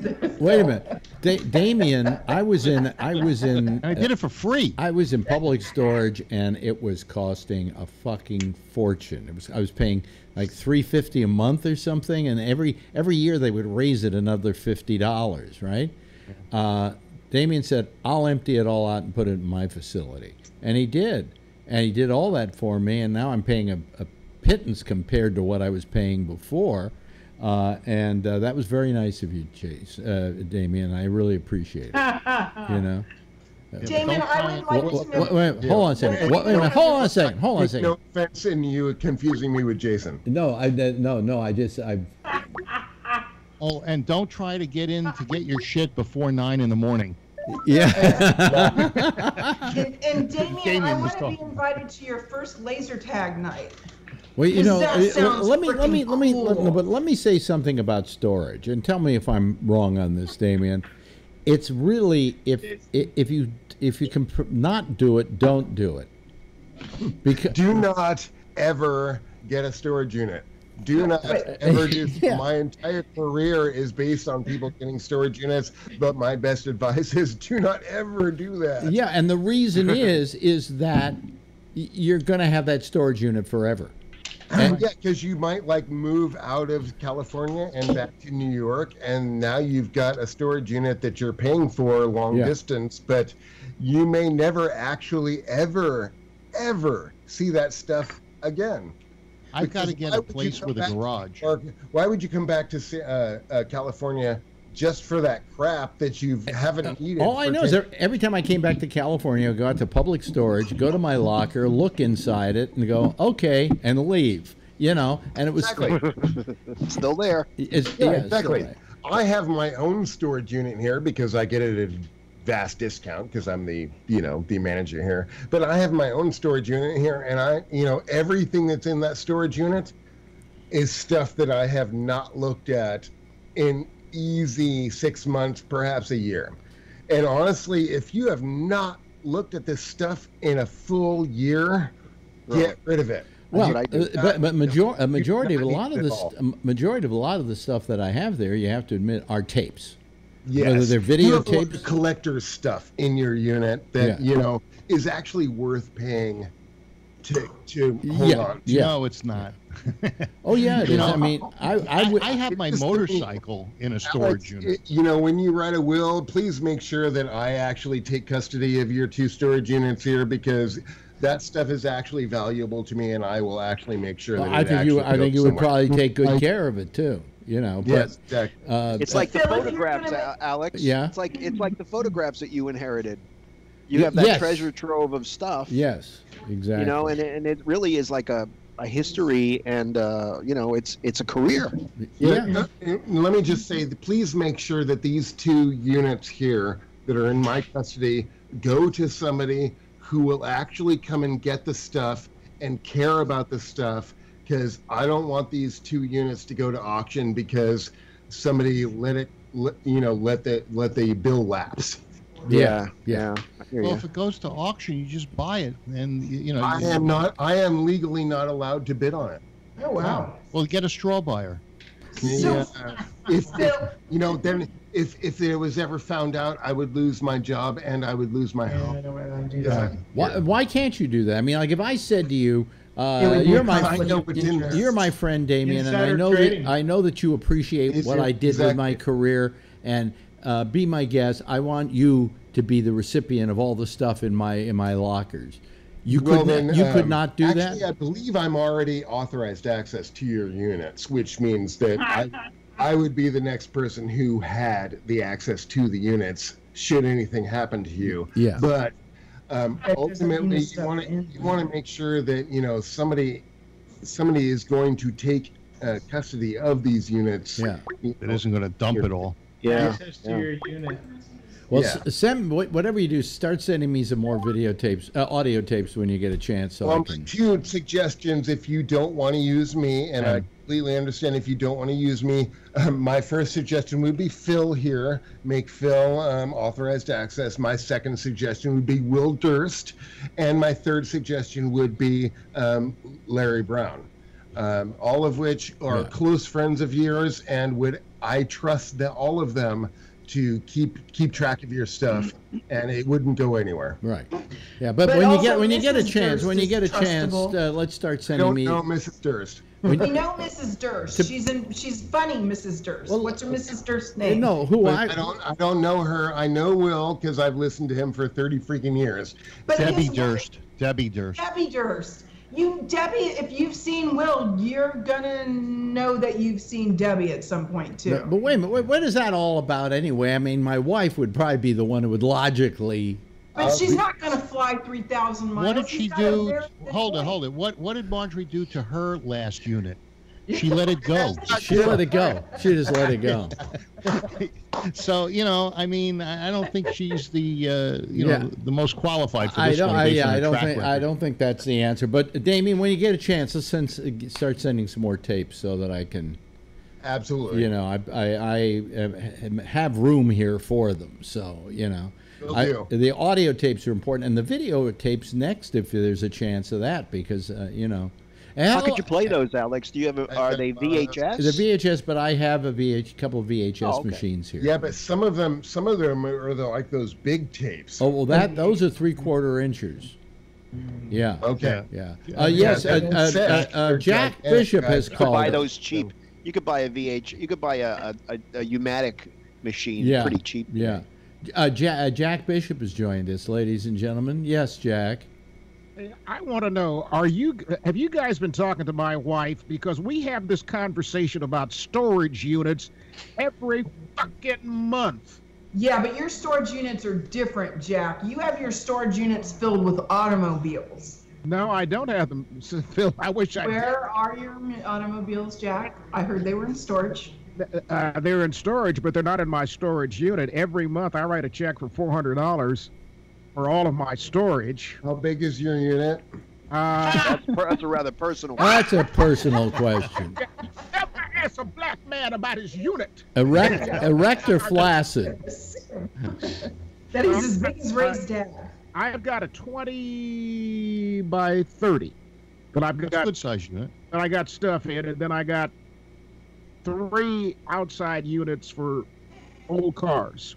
Okay, well, let me just tell you, you should feel happy that you live in Texas, because if you lived in Northern California, that 20 by 30 unit would be about $600 a month.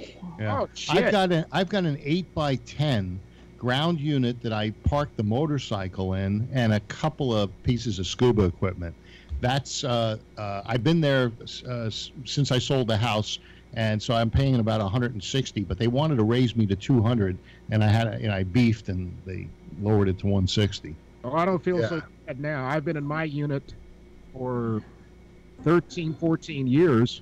Wow, $400. How long was I in mine, Damien? How long was I in that other one at Public Storage? I think at least 10 years. At least 15, I think. Oh wow! Wow, that's a lot of money.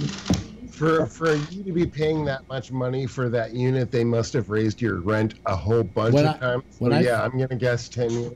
When I started, it was $125 a month, and when I left, when you were so kind to empty it out for me and do all of that, I was paying $350, maybe $365 a month. So yeah, that's ridiculous. But that's how they've got you. What are you going to do? That's exactly how they get you. That's why you never get a storage unit. When your company, they will just increase your rent and increase. 10 years. Well, you increased my. Notice it because it's out of sight, out of mind. Yeah, but you increased my rent this year by a couple of dollars. Right? That's crazy. But you wrote me about 7% year. You wrote me and you told me and all that. This other company, Public Storage, they just started charging me more every year. They never sent me a note saying, "Hey, starting on such and such a date, your rent is going up." Yeah, I spend too much time talking with people who already are not happy about their minimal rent increase. Yeah. And sending people notices and saying, hey, this is going to happen, just a heads up, prevents a lot of labor on my company's part by me, not having to have these conversations. Jack. Hey, Damien, would you send me an email telling my wife how much money she's saving because we're here in Texas? Is any of the crap, Jack, that you have in that place worth paying $400 a month? That's the question. And Damien, don't send him that letter because his wife is an accountant. And it doesn't matter what the hell is in there. An accountant. When was the last time you needed anything that was actually in there? He's got no. See, that's why we see all those shows like Texas Storage Wars down there, right? Yep. Right. Exactly. Yeah. By the way, that looks like a very roomy garage. Rob, that looks like a very roomy garage. Can I have Jason just send all my stuff out to your garage? Well, actually, my dad built his own house in West Sonoma County, and the big ass house with a 2-car garage wasn't enough, so he built on a separate separate building a 4-car garage because he needed that much storage. Or shit, yeah. Wow. Yeah, and if you've got the land, you might as well do it there. And every house needs a workshop. Yep. So, good for him. I'd die for one. What wives and girlfriends don't understand. Go for it. What wives and girlfriends don't understand is whatever man dies with the most shit wins. That's right. I hear you, No, Jack. it's just Hey, hallelujah. They get the biggest dumpster. And that's, when I was having all these heart issues, you start thinking about your mortality, and you start thinking about, what am I leaving behind that all of these people are going to have to deal with, and all of this shit, it's all going to wind up in a dumpster. It has no value. I told my wife to bury me in my truck. Even though the stuff is very valuable, it has no value. Renee has her hand up. Renee? Look at all these people here that have have an actual studio. We've got Rob. We've got, we've got Phil, we've got Kevin, we've got Ray, we've got Jack, we've got Alex. All of these people have actual studios set up, and me too. And you know, if I were to croak right now, what the hell is all this? Wait a minute. What's SG making signs for with his finger? What was that all about, SG? I'm listening to Jason. Oh. Damien. Okay. Damien. Yeah, Damien. whatever. Whatever. Yeah, whatever. Damien, devil baby. Well, so hold on a second. I would like to go on record. Phil, you needed to tell us which hospital you were going to end up in, because I wanted to send you pineapple. Oh, I was actually thinking, Renee, that's a really good point, because I was actually thinking earlier today, or it was actually yesterday, because of what Phil just went through. You know, what would happen if I were to just get hit by a bus? Today? You know, I mean, you guys. You're not married, are you? Are you legally married in the state of? I live with Nicole, and my home is actually based on my job. So if I were to croak today, Nicole would lose her home. And how would any of you even know? Well, that's happened? yeah. That's I would have to rely on Nicole. Well, that's what I worried about. That's what I worried about with Phil. You know, I already made instructions as to who to call. Oh, really? That you were going to get a call. And, I showed her in the phone, just in case these things happen. It's just, I mean, it's really weird for me to have to think about that now, because this is all really important. The point is, Alex cannot die. Well, I've told girlfriend, really I've told Marjorie, I've told Marjorie that if I die, don't tell anybody, because it might be bad for my career. Yeah. I deal with this stuff. You're the conduit for everyone. I deal with this shit. No one know anything. I deal with this shit all the time, because I'm in the floor covering business, and I work for a lot of insurance companies, like State Farm, for instance. And when the heirs, a lot of times they have a flood or they have something, the heirs end up with a house that might have been vacant for a while, and it's got the dead guy's stuff in it, and it all winds up in the dumpster. It just... everything that the guy thought was important, pictures, and Jack is next, but my friend Shecky has for years been collects baseball cards, collects videotapes, collects movies. I mean, the house is just nothing but filled with this stuff. And he said, when I die, probably it'll all wind up in a dumpster outside in front of the house. My friend Barry's been collecting 45 RPM records since he was a little kid, and he worked for many radio and some stations, people would come, if you don't make sure that's going to go somewhere, it ain't going to go anywhere. Nobody's going to care about it like you did. Nobody wants it. Nobody wants the 45 RPMs. Yes, yes, Jack. I will tell you who will take it and who wants it. You talk to the music department at any college. Yeah. I don't want records. And they will gladly take your records, because I've made arrangements for my records and CDs to go to a college here. But I had a college radio station got rid of all their records. Yeah. We went all there. I took stuff because it's like, wow. I didn't say the radio station. I said the music department. Oh, okay. Now, what I did, because of what happened to me, was it last week or the week before, where I collapsed in public. Mm-hmm. What? Wow. We didn't know that. Yeah, he told us. What was that? It was on his show. Oh. I didn't want to get you excited. It was on his show. That's probably why you didn't hear it. Yeah. Well, the problem is you didn't tell us what. I understand. I can't stay up that late. Can I have your stuff?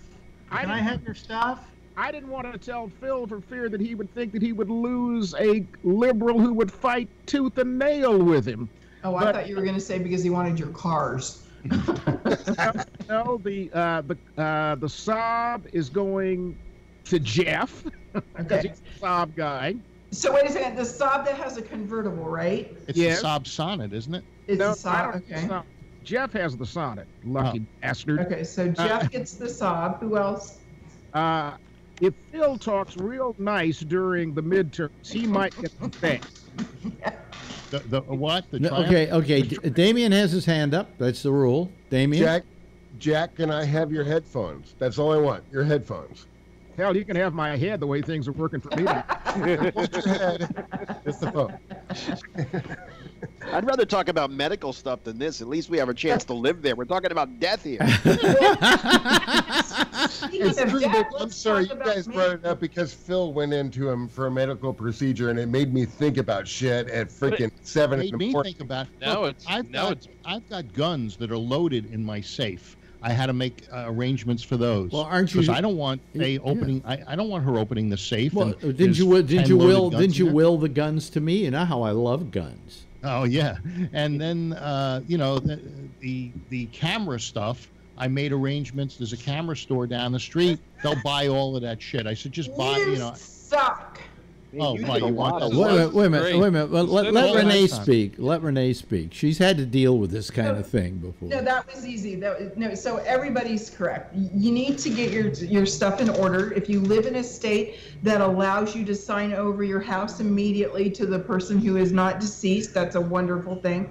But they've put articles in the newspapers lately that the stuff that these older people are collecting are not stuff that their younger people want. So It's really your responsibility, if it's worth anything, to distribute it beforehand.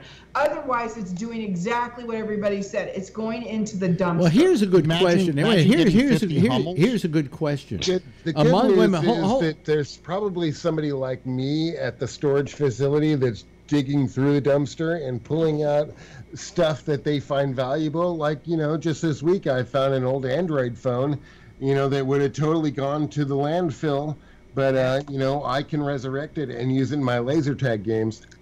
Okay, but here's the question. Let me ask a question now, and Keenan, this includes you because you've been very quiet tonight, and we want you to participate. By the way, Keenan, we first met in Thailand. He called us from Thailand, and now he calls us on a regular basis, and we appreciate it. How many here, okay, by raise of your hands, have a will? So 1, 2, 3. That's it. 3. My wife keeps bugging me to get a will. Well, this show has successfully transitioned from Bennett's waiting room to Bennett's write a will. Okay, so this is important. No, to God's waiting room. So it's important to do the will. I didn't even have a medical directive. They asked me, do you have a medical directive? Shit. No. What's a medical directive? You mean like DNR? DNR? I don't want my eyeballs going to anybody. I'm sorry, I don't want anybody. I don't want my kidney going to anybody. I may need those parts where I'm going. I don't know. I may get up there, and there may actually. I'm giving my stuff, but I said not to Alex. Oh, okay. Wait, Alex, are you telling me you're not an organ donor? No, because I don't know. I don't think there's a God, but if there is, and there is a heaven, and I go in, and they say, "Well, I'm sorry, we don't take people with who don't have their kidneys." Seriously, you think that? Oh my God, you gave somebody a kidney. That's exactly what we think that you should do in order to get in heaven. Thank you. Come on in. You think I'm keeping all my shit and nobody gets it. Okay, I'll let them harvest me. I'll let them harvest me. I had a friend that didn't want to pay for his funeral, so he donated his body to science. And so you don't necessarily want to do that if you have relatives. And Bennett, Charles Krauthammer, who just died, right? Yeah, right. He said one of his famous quotes is, "I don't believe in God, but I'm desperately afraid of him." Mm-hmm. Hey, Bennett, if you don't have a kidney, will they not let you in because you don't have skin? Yep. Well, they won't let you in. I hear they won't let you in if you're black, but that's So I have a friend who's Catholic, and he refuses to donate any of his organs because Catholics know that if you don't have all the right, well, let me ask this question. How many here? It's a very okay. Wait a minute. I wouldn't donate the organ, but I donate the piano. Ray has his hand up, and let me ask you, Ray. Have you donated your stuff to? No, I still have everything. No, but I mean, if you die, have you donated how many here have donated? Just on my driver's license, but I don't think that holds any water in California. I think your relatives can stop that. You have to state. Why would they want to stop that?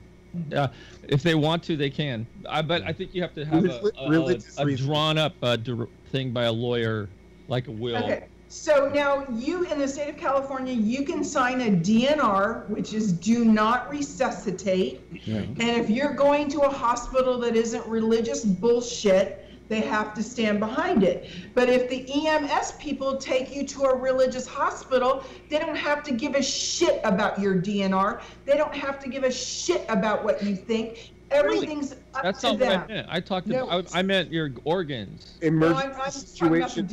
Okay, wait a minute. Damien and then Jack. Damien? Well, I was just going to say emergency situations pretty much override anything because nobody's going to be able to look up your record before those organs are useless. No good anymore, right? Yeah, they don't last very long. No. Right, but if you get taken to a Catholic hospital or a religious hospital, no matter anywhere in the state of California, if you have a DNR, they do not have to honor it. Their religion is more important than your body, period. Right. But they would, honestly, they have to look up your DNR in the first place. I will say something. Let me just say something. There's no way that an EMT or an emergency room is even going to know that. Let me say in fact, if I get taken to an emergency room that is not Kaiser, they are instructed to immediately move me to a Kaiser facility. And do you think they're going to look up any of that information before they transfer me to the Kaiser facility? Yeah, So they might like hours in between there, Okay. before I actually get to my actual facility. Jack and then Ray. Jack? All right, I want to back up to something that Alex said a little while ago. If you do not have a will and you pass away or somebody you care about passes away, it may take years. Like in my case, it took 10 years to settle my mother's estate. Jeez. Yeah. Years.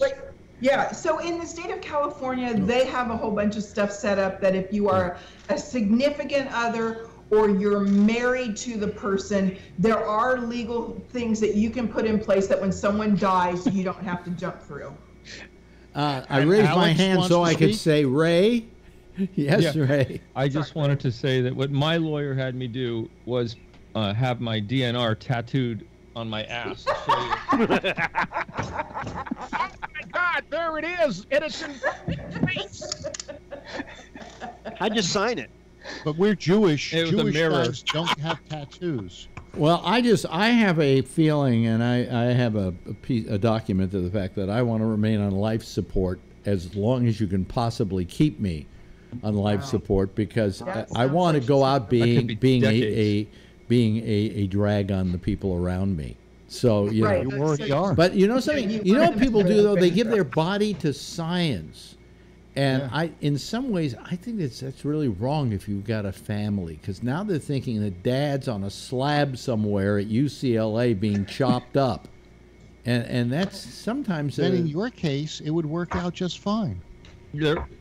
Well, Alex, the key is don't have children. I mean, Well, he does have one. I mean, I have a wife, but then again, she wouldn't care if I was on a slab My somewhere kids being would be chopped happy up. if my body was on a slab getting chopped up. There you at go. UCLA. So we're already got 60% of the population is just totally fine with that.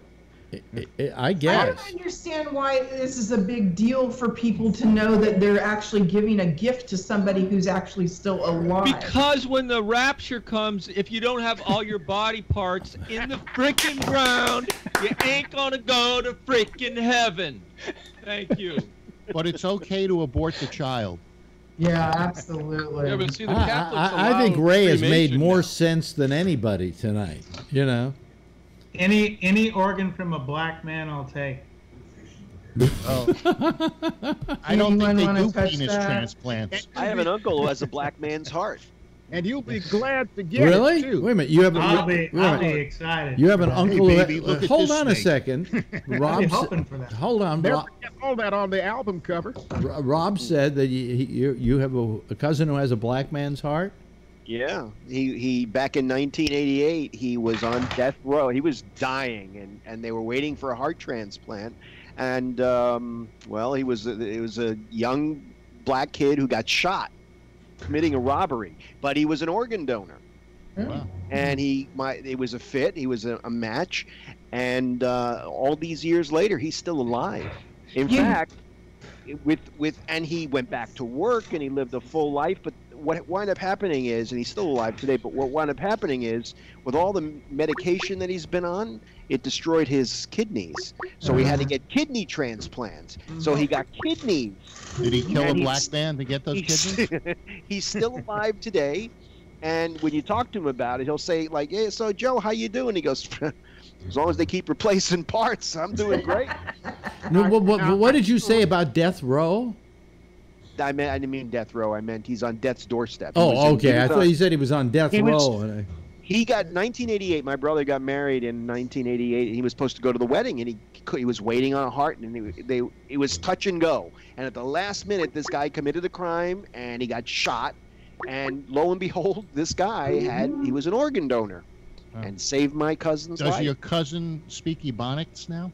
Oh, Jesus. I knew. I was waiting for that. I was going to say something like that, but I said, no, that would not be right. That would be too low. No, but he's it's okay though. No, but it's okay though. It's Bill, aren't you going to ask him to answer lower too? Yeah. Hey, everybody, one at a time. I would say probably he was very grieved at Aretha's death, wouldn't you say? Oh, jeez. Hey, but the thing Eats is, watermelon all summer. Your uncle better be glad that it was 1988 and not 1958, because with a black heart, he'd be riding in the back of the bus also. Yeah. You wouldn't have gotten to Well, no, that. what I You have think to is wear like a shirt that says, what I think is I'm a amazing Republican. is that when they were looking for first my heart, they couldn't find it. when they first did there isn't one. When they first did heart transplants, it's amazing. I mean, when they first did them, most people didn't live that long with a heart transplant, and today they live a full life. Like Rob says, how old's your Christian Barnard? How old you? He's I want to say he's probably 80 now. Wow. And he had the heart transplant at what age? 1988. So he's what? That's how many years ago? It's 30 years ago. Wow. He was 50. 50. Yeah. Yeah. Could you imagine how crude that surgery was 50 years that time? Yeah. Think about it. My father had a heart bypass in '72, and they didn't know about clotting medicines, and he died 10 days after the operation of a blood clot because they didn't know. It was pretty crude stuff. Yeah. I've seen somebody who did a heart transplant. He helped to figure stuff out. He's responsible. Yeah, he's responsible for what happened to me. Now they don't even barely do bypasses. They just go in and put a stent in, and a balloon. Yeah. So all of these things that were good came from this heart from a black man that was a donor. Yeah. Right. The guy who really was. Does that stir any of you white people? I don't think black shame is called for here. It wouldn't matter if he was from Thailand. A heart's a heart. Doesn't have any color. Can we say that if wait a minute. We just got inspirational words from Phil Meyer. Yeah, a heart is a heart, and it has no color. Nothing to do. Whoa. And my uncle still couldn't dance. He's still. That's the only black joke I'm allowed. I resemble that, Mark. By the way, we're having a lightning storm out here tonight. It's just really, yeah. How's the weather been where you are, Rob? Pretty shitty. Shitty. We've had so much rain. It's just crazy. We had lightning earlier. It just stopped. Well, we probably are getting what you were getting. Hey, if we're going to do a weather report, I want to know about the volcano. The volcano is taking a break. Really? It's not official because, of course, I'm not a volcanologist, so I have no fucking idea. But everybody's saying right particular now it's at a low. I've flown over the Fissure 8. You can barely see anything in it, but you do see red lava in it. Nothing at the top of the volcano is actually happening, and the only real thing that's happening right now is that the lava is making it to the ocean, so we still have that entry. Do you know that Ray is a Vulcan? You are a volcanologist? Yeah, there he is. Long and fucking prosper. And usually rabbis do that. You gotta get your thumb out there. I'm trying. I can't do it. You have to get your thumb out. Is that? Yeah, the thumb has to be That's out. how I can't do it. Oh, by the way, I have to take. doesn't wait a minute. Hold on a second. Yeah, lots of practice as Hold a on. child. I have to take issue with Damien on one thing. I was listening to the other night, and we were writing back and forth, and I had him watch a thing called The Death of Superman, which I think was very good, terrific. Also thought it was but very you good. said the Kevin, problem nice. was is that Let's recommend. you said the problem was that Superman, okay, was not the head of the League of Justice. All right, and I thought somebody would bring this. I up. Go ahead. checked with my friend Shecky, who is the expert on all things DC. In fact, he gets free comic books every week from DC. That's how close he is to DC. And he says many of those characters all became president at one time or another, or chairman of the League of Justice. And the way they got to be that way was the readers voted as to who would be. Even That's Hulk. not cool. Okay. All right. I know this means nothing to the rest of you and is complete trivia, but I thought I would just set Damien straight. Okay, well, I would, the only reason why I would refute that is because, Batman has like this whole file of things that he has kept track of in case any one of the Justice League members go rogue. So he's got a file on Superman, a file on Wonder Woman, a file on Green Lantern. He's got a file on everybody in case any of them go rogue. And also in Superman Batman v Superman, Dawn of Justice, and pretty much in every other DC animated. But do they have DNRs? We see Batman actually assembling the Justice League. So that's the only reason why I say that. Oh, okay. Hey, well, Ray, I was just saying what my friend Shecky, who is, I think, an empirical source for all things. You should tell your friend DC. Shecky to call this show sometime. Oh man, Shecky never called. Shecky doesn't call this. Shecky doesn't call this show. Shecky is so far as everybody knows in my life, Shecky is a myth. He never called the radio show. Actually, I believe Shecky is the same person as Larry Bubbles Brown. Yeah. And that, no, I talked to Larry Bubbles Brown. Doing Shecky all this time. It's just we didn't know, and that's why Shecky is nowhere on the radar. Is because he's Larry Bubbles Brown, who has no radar. No, but no. The fact is, there is a law in the city of New York that every citizen of New York must know somebody named Shecky. Yeah. So, or Jimmy Kimmel, he always apologizes that you didn't have time for Matt Damon. yeah. Well, his name wasn't. He never was called Shecky till he went to the Late Show with David Letterman, and I think Dave gave him that name because his name is Rick Sheckman. And they started calling him Shecky? Huh? Oh my God! I didn't know it was the same Shecky. What? It's the same Shecky. And by the as the Late Show Shecky. Yeah. Oh, okay. Yeah. Shecky used to play. He still won't do he won't have anything to do with us. Shecky used to play Superman on the Letterman show. Larry Bud Melman. Damn, bring it all the way around. Nicely done. Yeah. Larry Bud But Melman. no, he's never called a radio program I've done in my whole career, and I've known this guy for 35 years. Okay. I want to know what's the next. So don't feel bad. What is Shecky's next cruise? Is what I want to know. I don't think he's planning on a cruise lately. Really? He's Yeah. 92 years old, for God's sake. Shecky's not old. No, he's not. He's 92. Shecky's not Oh, old. I'm thinking of the wrong Shecky. Sorry. Never mind. Shecky is in Shecky is in his. Yeah, that was Shecky Green. Sorry, never mind. Don't worry, there's a Shecky who's 91, and a Shecky who's 92, and a Shecky who's 93. And there's a Shecky who's 4. Yeah, there are a lot of Sheckys in this world, but there's only one Shecky in my life. Anyway, hey Damien, it's so good to have you call the show. It's been so long that I just you have a beard now. I know. That's how long it's been. And it's so long, you're 44 the next week. So happy birthday.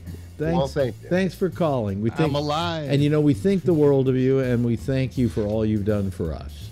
You know? Yep, done shit for Never me. a problem. I love it. He hasn't done shit for who? Who said that? Me! Oh, Ray? No, that's because you haven't done shit for me. Sorry. Well, and thank you, Keenan. We love hearing from you. Rob, thank my show sometime, dude. Thank you all. When are you on? I don't even. Rob, before Alex. Hold on, everybody. Great. Rob, Okay. thank you so much for all you've done for me. Okay. Thank you, SG. Yeah. Shakespeare. Yeah, Kevin, thank you. Thank you, Renee. Thank you, Phil. Glad to hear your heart is okay. Now I can treat you like a piece of shit again. Yeah, I got my heart in it. Yeah. You know? Hey, everybody. I was gonna send you dead roses. Give it a big wave goodbye, okay, so they can see you. There we go. Thank you all. I appreciate it. Okay. That's our citizen panel for tonight. Maybe some of them will go over and give Jack Bishop a bad time next. He's next over most of this same Gabnet with a program called The Intersection. I will see you again. Well, I'll tell you that in a second. At 1 o'clock this morning, it's Connections. Damien's not on next week, by the way, it's because it's his birthday and he wants to take the week off. And hell, I'm going to take a week off sometime soon, so I don't blame him at all. And I will be on then at 10 o'clock on Tuesday night, same time, same station in life. And in the meantime, if you see her, tell her I love her, okay? Bye-bye.